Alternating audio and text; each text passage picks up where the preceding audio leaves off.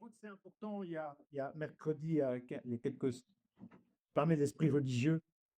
Et quand l'esprit religieux est là, eh bien alors les réunions deviennent prévisibles. On sait que ça commence, on sait comment ça marche, etc. Mais on ne s'attend plus au tout à coup de Dieu. Mais c'est que nous ne voulons pas ou nous ne voulons plus ça. Nous voulons laisser la liberté à l'esprit. Amen. Ceci dit, bonjour à chacun, chacune. Bonjour à ceux que je connais et à ceux que je ne connais pas. Soyez bienvenus. Mais toujours heureux de partager la parole de Dieu. Alors ce matin, vous savez, depuis quelques semaines, je parle de sainteté, je parle de la sanctification, je parle de ces aspects qui sont pour moi essentiels. C'est ce qui fait la force d'une Église, c'est quand elle marche dans la sainteté. Amen. C'est quand elle marche dans la sanctification, quand elle marche dans la purification. C'est ça qui fait l'apport d'une Église. Et j'aimerais encore ce matin continuer dans ce sens. Je vous invite à lire avec moi un verset qui sera le verset de référence, je dirais, pour introduire ce message ce matin. Et dans le livre de Deutéronome, Dieu parle et il dit, vous êtes un peuple consacré. Amen. Vous êtes un peuple consacré au Seigneur, votre Dieu. Je recrute l'écrit, ça y est. Amen. Amen. Vous êtes un peuple consacré. Vous êtes un peuple consacré, c'est vous. C'est toi, c'est toi, c'est toi, c'est toi, c'est toi, c'est toi. C'est vous que le Seigneur a choisi parmi tous les peuples de la terre pour être son trésor. Paradis. Et les amis, ce matin, j'aime ce passage, c'est pour ça que je l'ai pris dans cette version-là. Vous êtes un peuple consacré. Vous êtes, le thème que le Saint-Esprit a mis sur mon cœur, je crois, c'est retrouve le chemin de la consécration. Amen. C'est le thème que le Seigneur a mis sur mon cœur ce matin. Retrouve ou reprend, peu importe, reprend le chemin de la consécration. Oui, je crois qu'aujourd'hui, il y a un appel pressant. Je crois aujourd'hui qu'il y a un appel urgent qui vient directement du Saint-Esprit afin que l'Église puisse reprendre le chemin de la consécration. Parce qu'il dit, vous êtes un peuple consacré. Les amis, je ne vous apprends rien en vous disant qu'aujourd'hui, nous sommes dans des temps sombres. Nous sommes dans des temps aujourd'hui où les ténèbres sont de plus en plus, je dirais, actives. Nous voyons aujourd'hui l'activité démoniaque qui aujourd'hui s'accentue de jour en jour, de semaine en semaine et de mois en mois. Et ce matin, j'aimerais vraiment insister là-dessus, mes amis. Quand on voit cette invasion démoniaque aujourd'hui qui est là et qui est en train d'envahir toute la surface de la terre, eh bien, je pense et je crois qu'il est urgent, me semble-t-il, de revenir à nos premiers engagements. Il faut revenir à la base, il faut revenir à la source. Il faut revenir à ce que nous puissions retrouver, que l'Église puisse retrouver pleinement son engagement, sur sa consécration. Et on va voir, et c'est le thème ce matin, je vais vous parler de la consécration. Parce que c'est un sujet essentiel. Alléluia. Et c'est essentiel de comprendre ça. Les amis, j'ai une question que j'aimerais vous poser. N'y a-t-il pas aujourd'hui au sein du peuple de Dieu, justement, n'y a-t-il pas au sein du peuple de Dieu un relâchement dans la consécration? Est-ce qu'il n'y a pas aujourd'hui au sein du peuple de Dieu un relâchement dans sa consécration? Et je m'adresse à toi. Est-ce que j'aimerais t'interpeller toi directement? Est-ce qu'il n'y a pas aujourd'hui dans ta vie un relâchement dans ta consécration, dans ton engagement avec Dieu? J'aimerais ça seulement que nous puissions nous-mêmes. Ne regarde pas ton voisin en disant ça, ah, c'est pour lui. Mais non, c'est pour toi. Parce qu'on a l'habitude dans nos milieux chrétiens, on se dira. Non, c'est pour toi. C'est pour toi, c'est pour chacun de nous. Et moi en premier. Mes amis, il n'y a plus pas aujourd'hui un manque, un relâchement de notre engagement avec Dieu. Parce que je me disais en préparant ce message, mais combien de personnes qui, après avoir accepté Jésus-Christ dans leur vie, se sont contentés au fil du temps. Ils se sont contentés finalement d'écouter des prédications dimanche après dimanche et après dimanche, etc. Ils sont tombés finalement dans une routine, dans un cycle routinier, au point sans réellement comprendre l'essence même de ce qu'est la nouvelle naissance. Je faisais cette réflexion. Combien aujourd'hui d'enfants de Dieu sont tombés dans une routine? Ils sont tombés, ils écoutent des messages et ils écoutent encore des messages. Lorsque nous avons été là-bas, justement, les pasteurs mettaient en garde justement aussi contre l'invasion des messages aujourd'hui sur Internet. Les influenceurs chrétiens, des gens qui n'ont même pas été appelés par Dieu et pourtant ils sont en train d'influencer un tas de gens sur le net. Les amis, il n'y a-t-il pas aujourd'hui un relâchement? Est-ce qu'aujourd'hui des gens écoutent des messages et des messages que finalement leur vie est devenue une routine et ils n'ont pas pleinement saisi, compris le message de la nouvelle naissance? Mes amis, il est essentiel de comprendre que si nous vivons, que si nous sommes chrétiens, mais j'aime bien ouvrir une parenthèse. Vous savez, le mot chrétien, la première fois qu'il apparaît dans la Bible, c'est dans le livre d'Ésaïe, en chapitre 11 au verset 26. Et c'est à Antioche qu'on a appelé les premiers disciples chrétiens. Est-ce que c'est eux qui se sont appelés chrétiens? Non. Ce sont les gens extérieurs qui voyaient ces gens, ils voyaient leur consécration, ils voyaient leur engagement, ils voyaient leur zèle à suivre Jésus, ils voyaient le feu de cet amour pour Dieu. On va les appeler chrétiens. Petit Christ.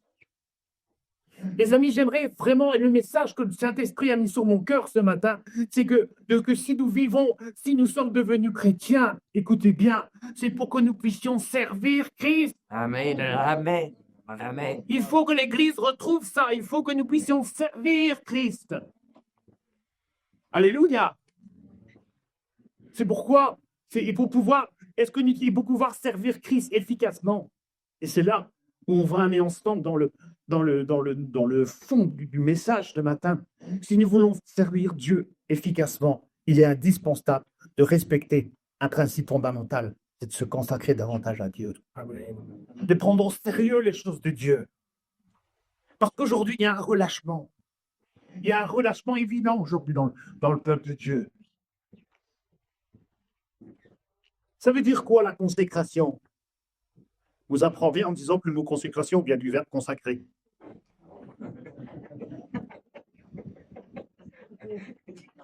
Mais la signification profonde du mot consacré, ça veut dire rendre sacré. Mis à part.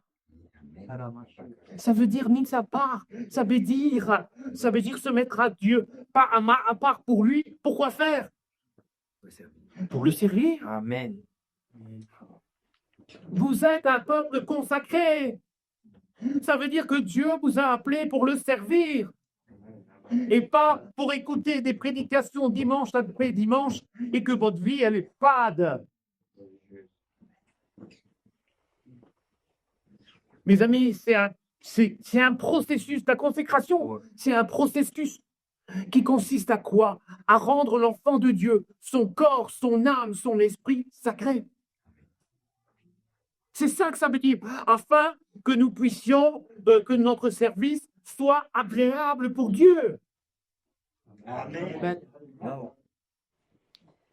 Alléluia. Amen. Mais la consécration, c'est avant tout une décision personnelle.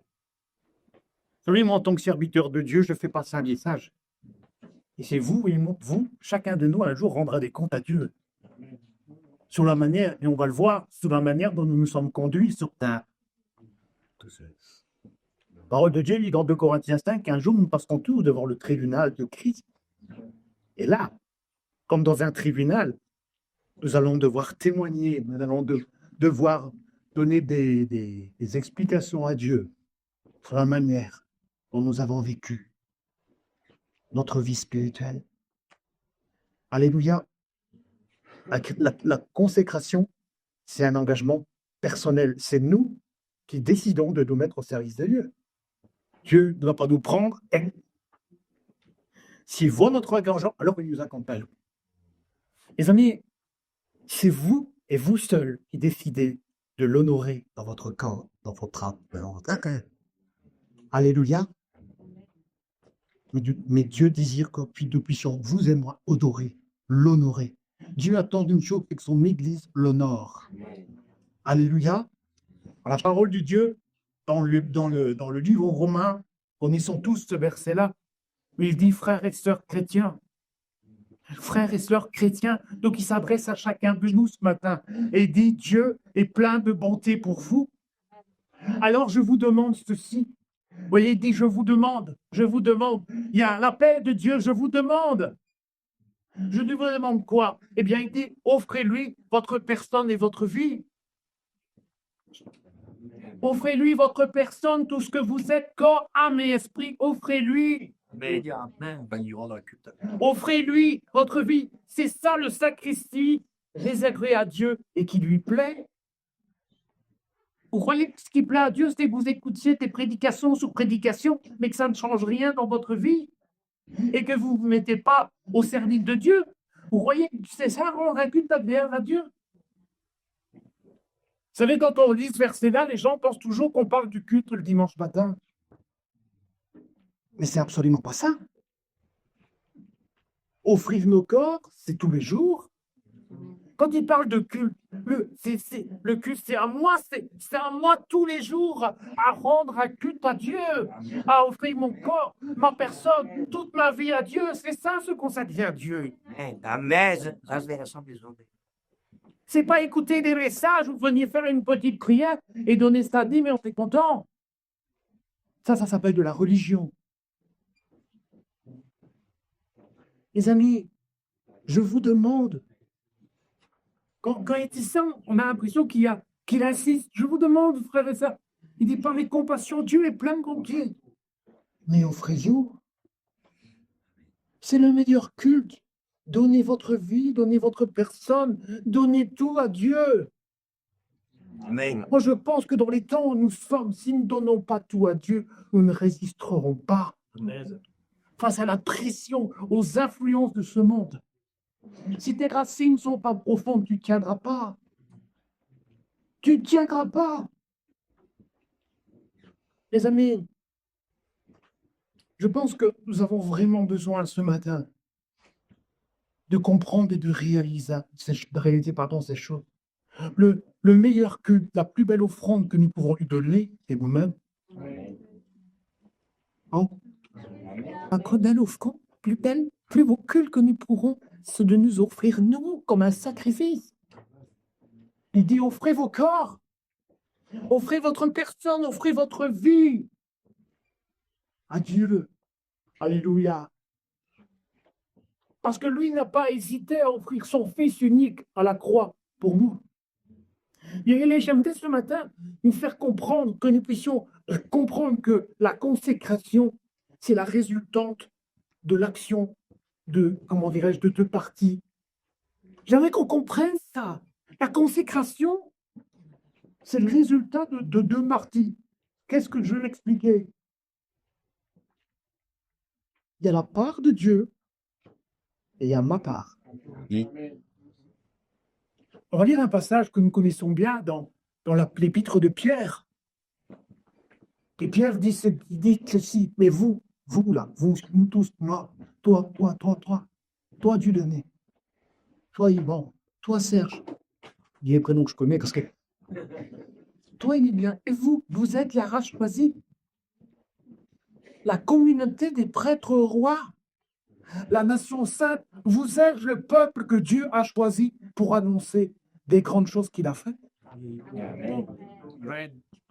Quand je disais la consécration, c'est la résultante de deux actions. Il y a la part de Dieu, mais Dieu le dit ici. Mes amis, je me dis avec beaucoup d'émotion, j'ai envie de pleurer quand je dis ça, mais Dieu a fait sa part. Oh, il nous a choisis. Amen, amen. Il t'a choisi. Toi qui étais un jour dans la peau du péché. Moi, il y a 35 ans, il y a 40 ans, j'étais dans la peau du péché. Mais Dieu, un jour, par l'intermédiaire de ma femme, Dieu vient me chercher. Amen. Merci, Seigneur. Dieu l'a choisi. Parce que Dieu, dans son grand amour, il a fait sa part. Nej, den såg vi som är. Vous êtes la race choisie. Vous êtes, dans d'autres versions, il dit la race élue. L'épître, prenez l'épître de Jean, chapitre 4, au verset 19, c'est ce qu'il dit. Mais il le dit. Il nous a aimés par lui. Dieu a fait sa part. Dieu a fait sa part. Dieu, nous qui étions, parce que nous tous un jour, important de se le rappeler, un jour, toi, tu étais dans les ténèbres. Tu étais, tu étais dans les ténèbres. Tu étais dans une condition de séparation spirituelle. Tu étais séparé de Dieu. Mais par amour pour chacun de nous, par amour pour chacun de nous, Dieu a tant aimé le monde qu'il a donné ce qu'il avait de plus cher, afin que quiconque croit en lui n'aima point, Qu'il est la vie éternelle. qui est la mienne. Alléluia. Amen. Dieu a fait sa part. Dieu a payé son prix. Il a pleuré pour donner son fils. Quand son fils agonisait, les ténèbres ont envahi la terre parce que Dieu était en train de pleurer. Dieu a fait sa part. Et par amour pour nous, Dieu a levé. Mais je le dis, mais merci Seigneur. Dieu a levé Jésus-Christ afin que par lui, nous ayons la vie. Et cette vie-là, c'est une vie d'abondance. Amen. Amen. Oh, Dieu a fait sa part. Dieu a payé. Dieu a fait sa part parce que c'est lui. La parole de Dieu dit dans 2 Corinthiens, je n'ai pas mis un Jacques, mais dans 2 Corinthiens 5, 18, la parole de Dieu dit que Dieu nous a réconciliés avec lui. Dieu a fait sa part. Vous êtes la race choisie. Et il nous a réconciliés parce que nous étions tous aveugles. 2 Corinthiens 4, 4. Oui, prince de ce monde nous a vus. Amen. Nous étions aveugles. Comme les gens du monde aujourd'hui sont aveugles. Parce que le prince de ce monde, Satan, les aveugle. Il y a un voile, l'apôtre Paul dit qu'il y a un voile qui les empêche de voir la lumière. Mais Dieu nous a éclairés, alléluia. Amen. Dieu a fait sa part. Joey. Nej. Han har en handvän. Dieu a fait sa part. Ja. C'est super. Dieu a fait sa part. Le sang qu'il a versé à la croix, ça a été un prix très cher. Ça a été un prix fort. La Bible nous dit, il s'est offert. Dieu a fait sa part. On lui a dit maintenant que. Mais toi qui es là ce matin, c'est quoi ta part? Tous les jours, depuis que tu es converti, c'est quoi ta part? Qu'est-ce que tu fais pour Dieu? Dieu lui a payé un prix fort. Est-ce que toi, tu payes un prix fort tous les jours? Est-ce que, tantôt, je parlais de reconnaissance, est-ce que tu es reconnaissant à Dieu pour tous les jours? Est-ce que chaque jour, tu es là en train de dire merci Seigneur parce que tu m'as donné ça, parce que tu as toujours été là, tu ne m'as jamais abandonné. Seigneur, merci pour tous les bienfaits, merci pour la famille que tu m'as donné, tu m'as donné des enfants, tu m'as donné un travail, tu m'as donné une maison, j'ai tellement de grâce. Amen. Est-ce que tu fais ça ou c'est normal d'avoir ça? Dieu a fait sa part, mais toi, est-ce que tu es reconnaissant? Est-ce que ta vie, est-ce que toute ta personne, tu l'as donnée à Dieu? Parce que c'est important de comprendre ça, mes amis. Parce qu'il dit, moi j'ai fait ma part, vous êtes une race élue. Mais enfin, qu'est-ce qu'il dit que nous sommes? Qu'est-ce qu'il dit que Dieu nous sommes? Qu'est-ce qu'on est, nous? Une communauté de prêtres du roi. Roi sacrificateur. Amen. Oui, bah, ça, c'est pas. Vous êtes une communauté de prêtres du roi. Dans d'autres versions, il dit, vous êtes un... Ça, c'est un spoiler. Amen. Vous savez ce que c'est qu'un sacerdoce? Vous savez, la prêtrise était quelque chose de réservé seulement à une certaine catégorie de personnes dans l'Ancien Testament. Mais aujourd'hui, Chacun. vous êtes tous ici présents, vous êtes tous devenus, par votre union avec Christ, vous êtes devenus une communauté de prêtres rois. Ça, c'est votre part, ça, c'est notre part. Dieu a fait sa part, maintenant, c'est à moi de faire ma part. Amen. C'est ça que la consécration, c'est une résultante de deux parties. Vous avez mis de l'eau? Oui. Alors, je vais boire un coup. Aujourd'hui, est un lit Dieu ouvert à tous ceux et celles qui sont mis de nouveau cette fonction de prêtre. La parole de Dieu dit dans Apocalypse 1, verset 6, il a fait de nous un peuple de rois, des prêtres au service de Dieu. Ça, c'est ma part. Nous sommes tous appelés. Je vous dis, vous savez ce que c'est que la fonction d'un prêtre du roi? Vous savez, c'est quoi leur fonction? Ils sont appelés à être au service du roi des rois. Les sacrificateurs dans l'Ancien Testament, ils étaient là au service du roi, au service de Dieu, pardon. Mais vous et moi, spirituellement, aujourd'hui, nous qui sommes nés de nouveau, c'est plus réservé à une certaine catégorie de personnes que dans l'Ancien Testament.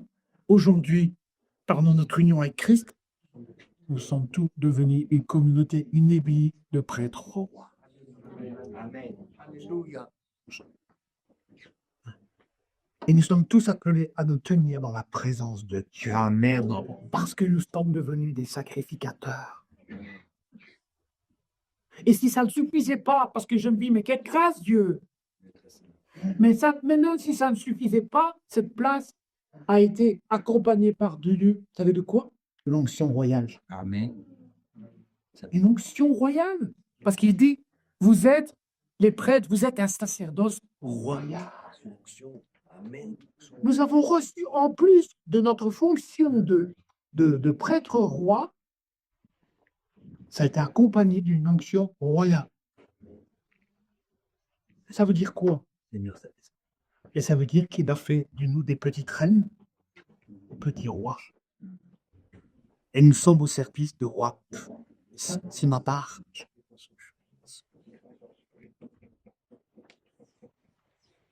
Et croyez-moi, dans le temps, nous voyons le sérieux, la responsabilité que les sacrificateurs avaient dans l'Ancien Testament. Et nous, aujourd'hui, nous avons un privilège encore plus grand.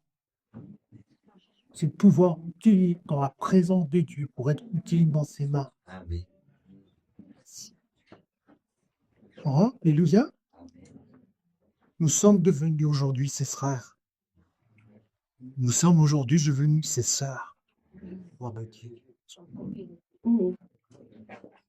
Nous sommes de race. Je vais vous dire quelque chose que le diable ne supporte pas. Nous sommes une race royale.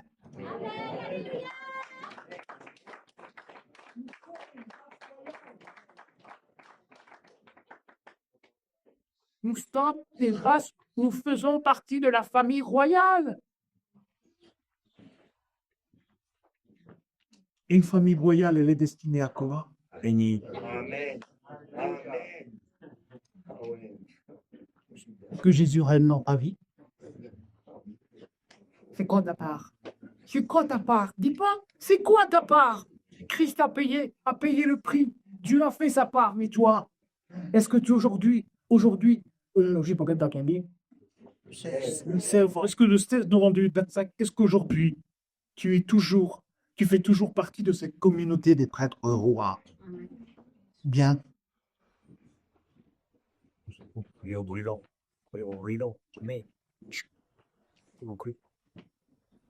Notre participation à nous, c'est quoi? C'est d'offrir à Dieu nos vies. Et m'offrir à qui? À l'unique et le seul sauveur et Seigneur Jésus-Christ. Ah ben, c'est ça qu'on veut nous donner. Un jour, tu sais ce que descendu, tu te rappelles? T'es même baptisé. Et le jour où tu es descendu dans l'être du baptême, quel est le jeu libre? On est contre Dieu. Souvent, on nous dit, on a tendance à oublier ça. Parce qu'on se laisse entraîner dans le train-train. Dans le train-train de la vie. Et puis, on écoute des messages, et on écoute des messages, etc., etc. Mais qu'est-ce que ça change pour toi? Offrir nos corps à Dieu revient à mettre tous nos membres, notre être et nos cœurs à son service. Dans Romains 6, verset 13, ne mettez plus notre corps au service du péché, comme un moyen pour faire le mal. Au contraire, on peut dire ensemble, mettez-vous et service de Dieu. C'est ça la fonction du prêtre au roi. C'est ça la fonction que Dieu a donnée. C'est ça notre part. C'est de que vous et moi, nous nous mettions au service de Dieu. Comme des vivants revenus de la mort. Amen. Amen. Nous étions morts. Et c'est là, mes amis, tout le sens du baptême. Et c'est pour ça que je pourrais plus dire baptisé. Moi, quand je donne mes cours du baptême, Romains 6, c'est l'essentiel. Amen. Parce que Romains 6, le but du baptême, c'est quoi? C'est dire, ah, maintenant je suis baptisé, ça va, j'ai ma place au ciel. Le jour où tu t'engages dans la maison du baptême, taxe qui est mort. Amen. Amen. Amen. Et là, Dieu va commencer Dieu va commencer à te briser. Dieu va commencer à te façonner. La Bible dit qu'il est le divin potier, Jérémie 18. Et il va commencer à te façonner. Et il va couper comme le vigneron. Et quand il voit un gourmand, ou bien quand il voit une trupe qui s'en va mourir, paf! Parce qu'il sait très bien qu'en coupant cette tige-là, bien le sel sera coupé. C'est ça, mes amis, au sens de ça. Le baptême, c'est ça. Ça veut dire que Dieu, il a le sécateur, là. Et il va commencer à couper. Il va commencer à te séparer du péché. Il va commencer à te couper toutes les convoitises et toutes les choses que tu aimes bien. Parfois, des amis, avec des amis qui j'ai affaire.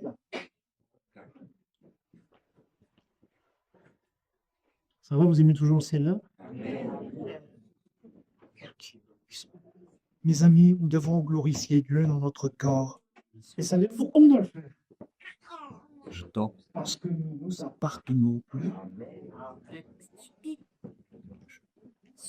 Le jour où tu es descendu les autres, je comprends par exemple parce que tu étais là. Hein. Mais le jour où tu as dit, Seigneur, je m'engage en baptême, ce jour-là, tu es devenu locataire. Parce que le propriétaire de ta vie est Dieu. Amen. C'est pour ça que Paul dit dans 1 Corinthiens 6, il dit, oh, les gars, et je dis 2 fois d'ailleurs, dans 1 Corinthiens 3 et Corinthiens 6, oh, petits Corinthiens, ne savez-vous pas que vous êtes devenus le tabernacle de Dieu, le temple de Dieu? Mais qu'est-ce qu'il dit? Cet esprit est en vous. Mais Amen. Et Dieu gloire. Parce que vous êtes devenus des prêtres rois. Amen. C'est parce que vous êtes devenus une communauté de sacrificateurs. Dieu habite en vous. Dieu n'habite plus dans un buisson. Dieu n'habite plus dans un lieu. Dieu n'habite plus dans un temple. Aujourd'hui, il habite en toi. Amen. Ne savez-vous pas que vous êtes devenus le temple de l'Esprit Saint? Et Dieu vous l'a donné. Qu'est-ce qu'il dit après?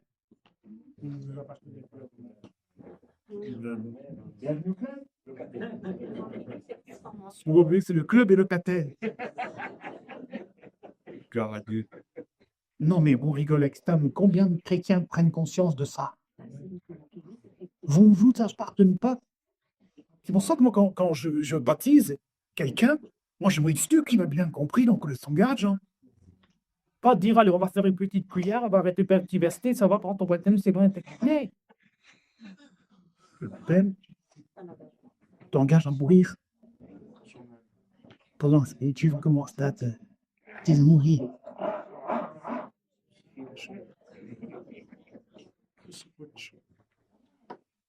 Les amis, la véritable consécration, écoutez bien. La véritable consécration, c'est quand on dit, Seigneur, je suis à toi. Mes mains sont à toi. Mon cœur est à toi. Tout mon être est à toi. Non, mes mains sont à toi, mes pieds sont à toi, parce que tous ces membres-là, ils ont été rachetés par ton sang. Tout ce qui est en moi t'appartient.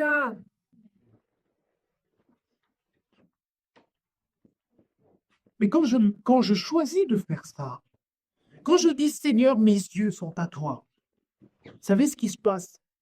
Alors mes yeux commencent à voir des choses que je ne voyais pas.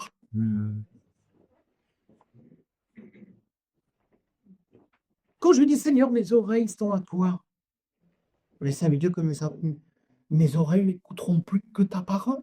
Amen. Seigneur, mon cœur est à toi, mais mon cœur va s'impliquer dans les choses de Dieu. Seigneur, ma bouche est à toi. Eh bien, de ma bouche va commencer à sortir des paroles qui bénissent, qui guérissent, qui encouragent. Alléluia. Seigneur, les pieds sont à toi. Eh bien, mes pieds vont marcher dans le chemin de Dieu. Amen. Bon, Je sais pas le verre. bon, gloire à Dieu. Yes. Vous savez, c'est quoi la consécration? C'est tout le sens du matin. La consécration, ça veut dire que je m'engage à mourir à moi, à mourir à mon ego, à mourir à mes propres ambitions, à mourir à mes propres convoitises. Alors, vous aimez toujours, vous m'aimez toujours? Ça, je sais que c'est pas le message le plus populaire. C'est nécessaire.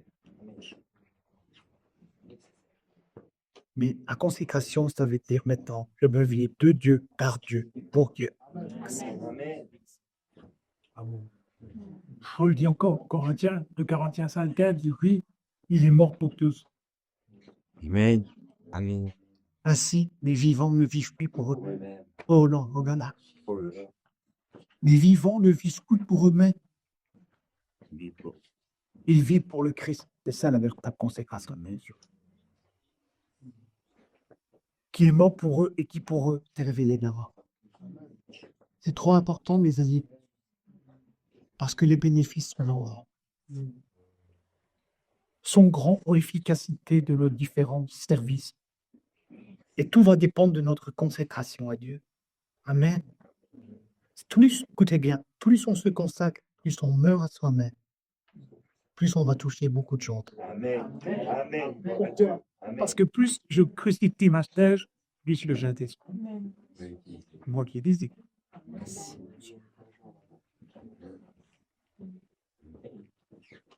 Il faut que l'Église comprenne ça. Plus je me consacre à Dieu, plus je vais toucher beaucoup de gens. Alléluia. Vous savez, tous les grands hommes et femmes de Dieu que nous avons tendance à toujours... Et c'est vrai qu'il y a eu des hommes et des femmes de Dieu remarquables ces 100 dernières années. Et tous ces gens-là, pourquoi ont-ils porté beaucoup de fruits? Vous avez déjà lu la biographie de ces gens-là? Qui jouit Gerstien? Vous avez déjà lu des gens, la vie de Georges Muller? Vous avez déjà lu les biographies des Bob Roberts et tous ces gens-là? C'est des gens qui étaient des morts. Ils étaient morts à eux-mêmes. Il n'y avait plus que de la place pour Christ. Parce qu'ils vivaient pour servir qui? Le Christ. Et vous savez, je vais vous donner encore un petit truc. Vous savez que plus on se consacre à Dieu, plus on se protège du diable. Ah, c'est quelqu'un prenez conscience de ça. Plus je me consacre à Dieu, ça veut dire que plus le Seigneur fait son travail de crucifixion en moi, plus qu'il y a ce travail de crucifixion, de crucifixion de ma chair, de mes ambitions. Bien, vous savez, quand je ferme la porte à tout cela, bien, le diable politique est entré. Qu'est-ce que l'apôtre Jacques dit? Soumettez-vous à Dieu. Ça veut dire quoi, se soumettre à Dieu? Consacrez, soumettez-vous à Dieu, ça veut dire obéissez, donnez votre vie, votre personne à Christ, marchez dans la consécration. Bien sûr, il y aura un combat incident. On n'a pas lutté contre l'acheter de sang. Mais à un moment donné, avec, s'il est rempli jusque tout en haut, je ne sais plus me mettre dedans.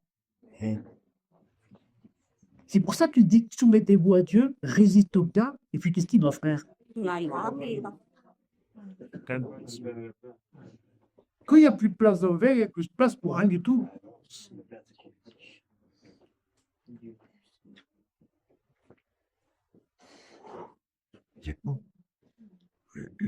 Quand tu arrives vraiment, véritablement à te consacrer à Dieu, alors Dieu pourra t'utiliser puissamment. Amen.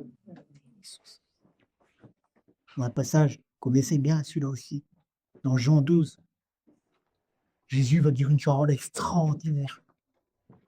Il va dire, je vous le dis, c'est la vérité, le grain de blé tombé dans la terre, il doit mourir. Parce que s'il ne meurt pas, ça reste un grain.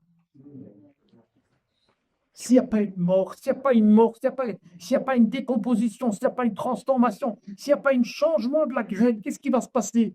Rien du tout. Jésus dit, il reste tout seul, mais s'il meurt,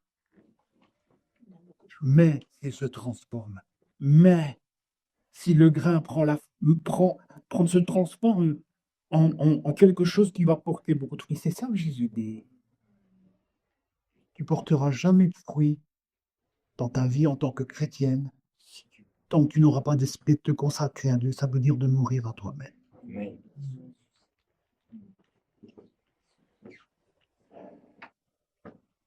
Et vous ne porterez pas souvent beaucoup de fruits.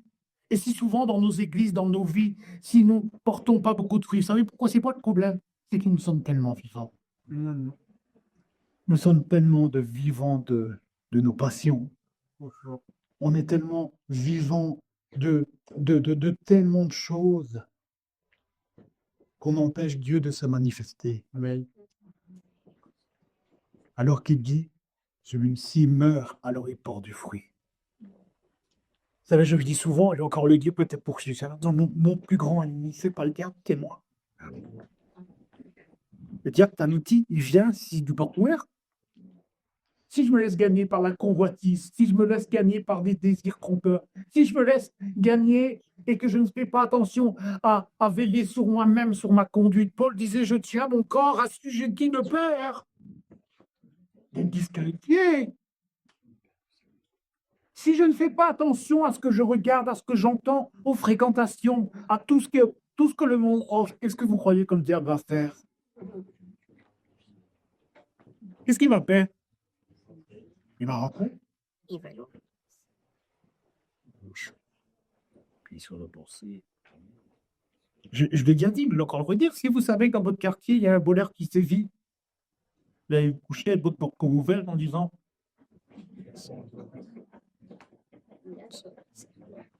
si vous savez que les maisons autour de vous étaient cambriolées, qu'est-ce que vous allez faire le soir avant de vous coucher?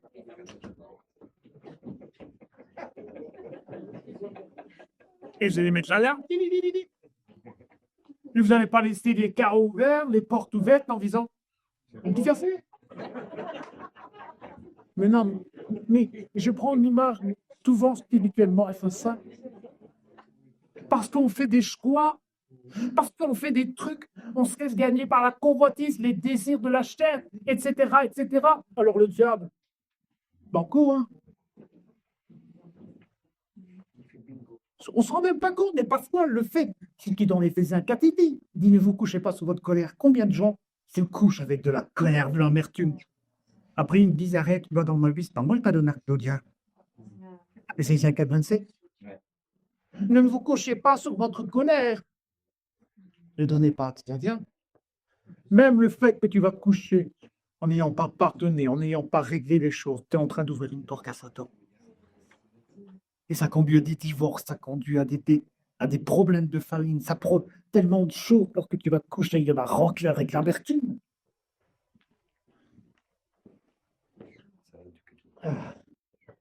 Je vais arrêter là. Mais je voudrais terminer ce message. Dieu a besoin aujourd'hui causer de femmes décédées à vivre. Le coach a besoin de femmes décédées aujourd'hui. La parole de Dieu dit que ton oui soit oui, et que ton non soit non. Mais j'aimerais vous rappeler à tous et à toutes qu'un jour, je prends toujours l'exemple là parce que le baptistère est là. J'aimerais vous rappeler votre engagement. Et vous vous êtes engagé à vous consacrer, à offrir vos corps, à ce que le Saint-Esprit puisse commencer à faire une œuvre de transformation. Vous avez accepté de dire, Seigneur, oui, je vais te donner, t'offrir mon corps, toute ma personne, ma vie, afin que moi puisse être crucifié, afin que Christ vive en moi. C'est ça tout le sens du baptême. C'est pas un petit truc qu'on fait, tout le monde est content, et qu'après, il n'y a rien qui chante dans ta vie. Pardon-moi d'être un peu fort, mais on a tellement aussi des troupes comme ça. Qu'est-ce que ça engendrait, les gens faibles? Des chrétiens faibles, qui ont peur du diable, qui ont peur de ci et de là. Aujourd'hui, on en a besoin d'hommes et de femmes décidés. Des hommes et des femmes qui disent, oui, Seigneur, je veux me consacrer. Et nous sommes, et j'aimerais vous le dire de la part de Dieu, nous sommes aujourd'hui dans des camps où il est temps plus que temps de se consacrer à Dieu. Mais, Amen. Amen. Luc 17. Les temps de là, les temps de Noé, on y est. Encore le dire. Les temps de Lot, les temps de Noé, on y est. Qu'est-ce qui se passait au temps de Lot? Qu'est-ce qui passait à Sodome? Et pas peur de le dire? Et au temps de Noé, qu'est-ce qui se passait? Et la méchanceté des choses. Vous inquiétez, on les retrouve de plus en plus aujourd'hui. Je suis beaucoup plus de vous dire que Jésus regarde là, j'ai pas de dette à vous donner, là. Je parle des temps dans lesquels nous sommes. Et Jésus nous avertit, il dit, ces temps-là, ce sont des signes de mon retour.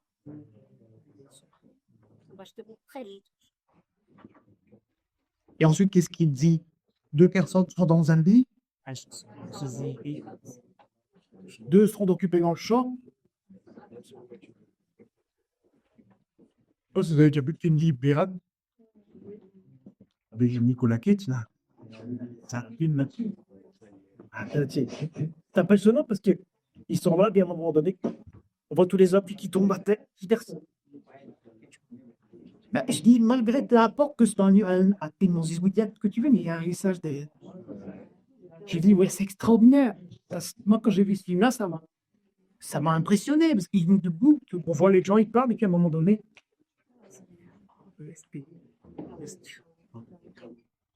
les amis,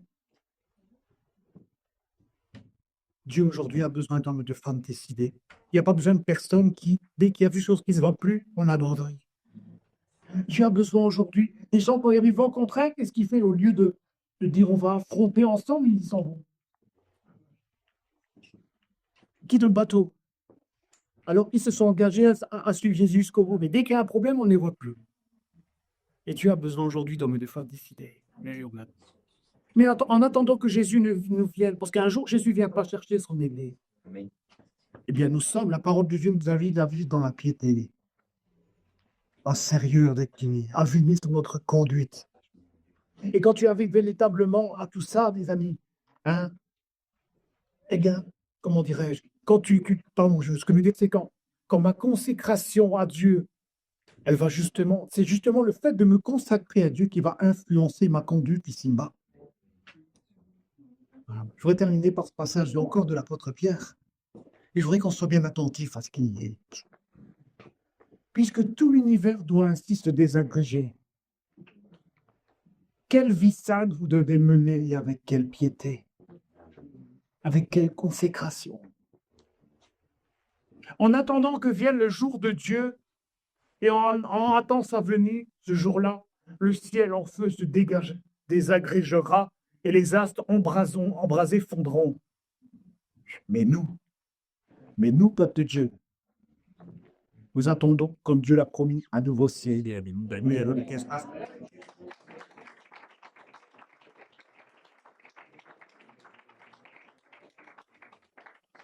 De ma vie, j'attends ça. J'attends ça. Et je travaille pour ça. Nous attendons, comme Dieu l'a promis, un nouveau ciel, une nouvelle terre où la justice habitera. Écoutez le verset 14. C'est pourquoi, mes chers amis, dans cette attente-là, faites tous vos efforts pour que Dieu vous trouve pur. Faites tout pour que vous soyez un peuple consacré. Faites tout pour être des hommes et des femmes purs, des hommes et des femmes irréprochables à ses yeux. Dans la paix. Oui. On est bien. Dieu-là. Les amis, je vraiment vous invite à fermer les yeux quant à moi, je vais. Je pense que Dieu lance un appel aujourd'hui. Ah, Dieu lance un appel aujourd'hui à son Église. Moi, je le crois depuis. En préparant ce message, je, je le dis souvent, mes amis, quand je prépare un message. Enfin, je pleure, je pleure. Je pleure dans mon bureau comme un bébé. Seigneur, merci. Parce que je veux passer le reste de ma vie. Je ne sais pas combien de temps il me reste. Je ne veux pas le savoir. Mais je sais ce que je dois faire. Je suis décidé avec Dieu. Aller jusqu'au bout. Toi, ce matin qui est venu, tu as entendu ce message? Tu as entendu ce message? Mais j'aimerais ce matin lancer un appel. Lancer un appel. Dieu te lance un appel. Mais c'est quoi qu'on appelle? Dieu t'appelle. Faut te reconstater à lui. Dieu lance aujourd'hui un appel à son Église. Parce qu'il est temps que tu puisses de nouveau offrir à Dieu toute ta personne, tout ton être, tout ce que tu es, tout ce à quoi tu t'es engagé avec. Dieu lance un appel aujourd'hui.